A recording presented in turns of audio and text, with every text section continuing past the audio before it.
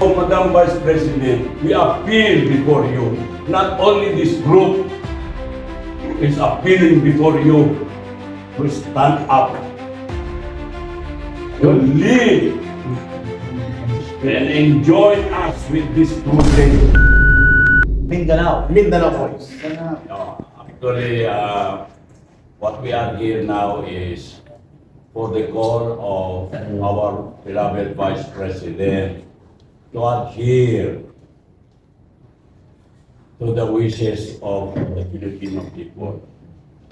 Madam Vice President, we can no longer wait anymore for the pain, for the insult and embarrassment of the Filipino people as a nation, for the crimes, for the abuses of this administration, spirited by no other than the President, Bongbong Marcos Jr.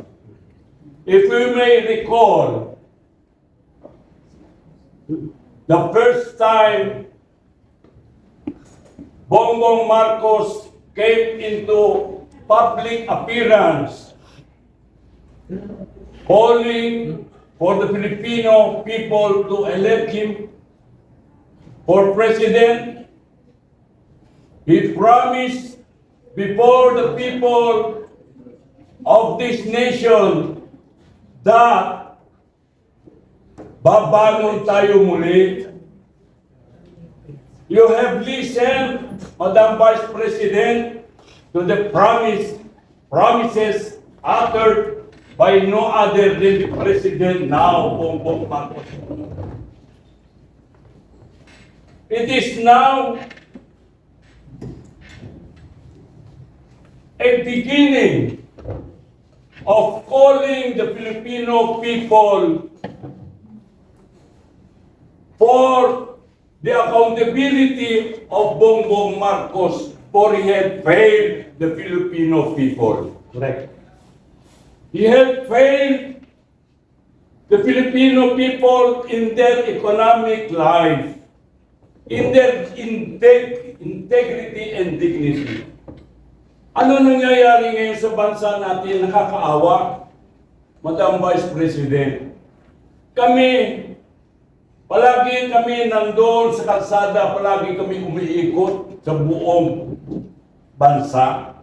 Nararamdaman namin ang kahirapan ngayon. Nararamdaman namin ang adhikain ng bawat Pilipino ngayon.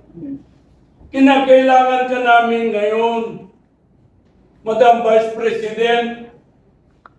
If you can still recall, I've been with you during your campaign sorties all throughout the country with the aim in view of giving more importance to the development of our country. Laban sa korupsyon, laban sa droga, yung advocacy sa ating Tatay Digong. So here we are. This is just a matter of continuity of effort to have a good governance. Marcos had failed us. So in answer to that, Madam Vice President, we are calling you to stand, to answer this call. We can no longer wait. We have sacrificed a lot now. Kawawa ang taong bayan ngayon. Ikaw na lang ang pag-asa namin, Vice President. And I've been roaming all over the country. Yung parallel group ko, Sara, pag-asa ng masa. What does it mean? Dahil napapahiyak na ang taong bayan sa kahirapan. Everything is demeaned now. Lahat ng institution sira, from judiciary, from Congress, from Senate, from all the departments and agencies of the government. Sirang-sira na. Lalo-lalo na ang integridad ng bawat mamayang Pilipino, binulsa pa. So, Madam Vice President, we appeal before you. Not only this group is appealing before you to stand up, to lead and join us with this crusade to help this government attain its fruitful meaning of good governance. Palakpakan natin si Colonel. Thank you po kay Colonel Contapay. Briefly, hingan po natin, pero before that, pakilala po namin si Cap Mungsang. Siya po ang pinuno ng mga riding community sa buong Quezon City. Yes. At sa Metro Manila, kasama po sila ng Black Friends, no, at mga community organizations. Kasama po namin sila. General Dauser, briefly, from the retired group from Para and from Campilan sa Norte, Northern Luzon area, please, General Dauser. Magandang umaga, mga kapwa ko Pilipino. Gusto ko lang susugan yung sinabi ni Kamparat natin. Tinatawagan namin si BP Sara po, hindi para magrevolusyon. Tinatawagan po namin siya para i-unite po ang lahat ng Pilipino. Para muling bumangon. Yung, ano nila ni Bongbong, babangon tayo. Pero yun nga, sabi ni Chairman ng Kampilan na he failed. Hindi sinupad na nabudol tayo. Itong si Bongbong na niyuragan ang ating pagka-Pilipino, ninakaw ang ating identity. Yes. Dahil ang Pilipino sa mata ng buong bansa ay isang respetado. Ngayon, ultimo mo, masyado nang mababa ang ikutin. No.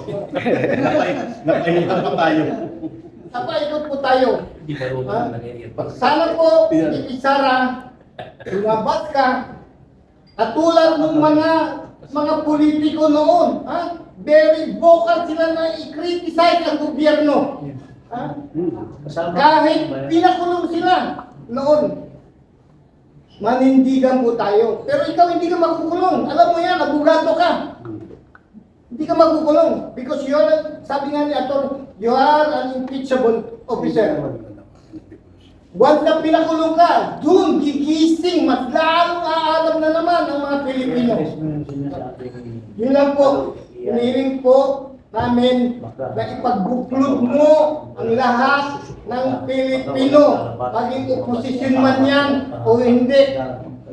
Magkaisa po tayo. Ikaw ang doon sa pangako ni Bongbong. Ibangon mo, ikaw ang magbangon sa Pilipinas. Ayun. Sa Pilipino. Maraming salamat, General Retired Juanito Gaos from the security sector. At ang panghuli namin po na magbibigay ng kanyang pananaw, kami